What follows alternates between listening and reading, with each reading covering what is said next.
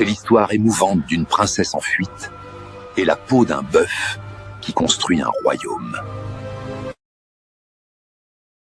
Dans les méandres de l'histoire antique, où les légendes se mêlent aux faits, émerge l'image d'une femme d'exception toyée, Didon.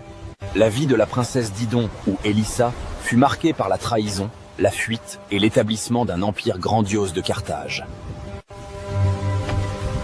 Sous le règne de son tyran frère Pygmalion, Didon vit son monde s'effondrer. L'assassinat de son mari Acherbas poussa Didon à fuir son frère Pygmalion en emportant richesse et serviteurs.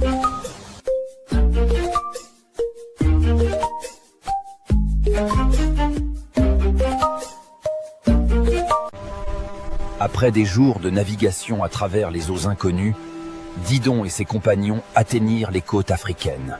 Rusé comme un renard, Didon acheta une terre de la superficie d'une peau de bœuf. Mais nul ne sut ce qui trottait dans sa tête. Eh oh, grand roi, voudriez-vous me vendre un petit lopin de terre, juste la superficie d'une peau de bœuf? Mon peuple sera fier que vous deviendriez son voisin.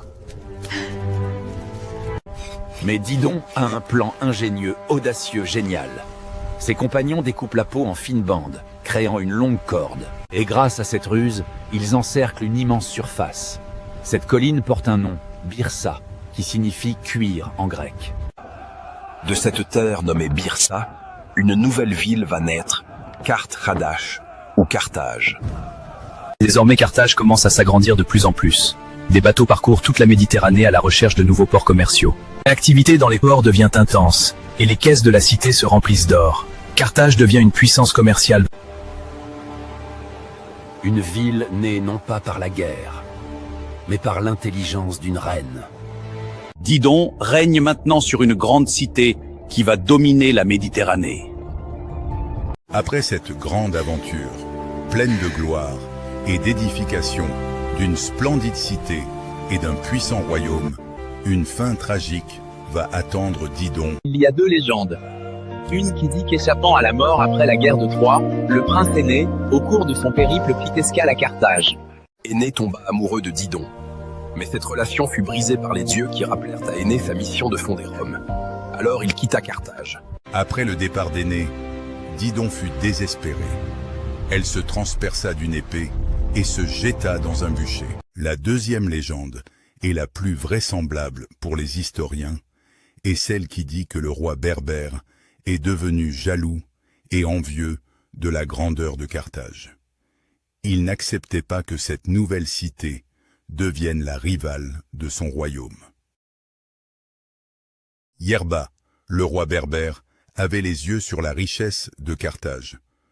Alors il demanda à Didon de l'épouser. Il ne voulait pas que cette prospérité lui échappe. Didon refusa l'offre du roi. Pour sauver sa cité de la guerre et par fidélité à son défunt mari, elle se suicida au feu. Ainsi s'acheva tragiquement l'histoire émouvante d'une reine qui a bâti un grand royaume d'un rien du tout. Mais l'aventure carthaginoise ne va pas s'arrêter là.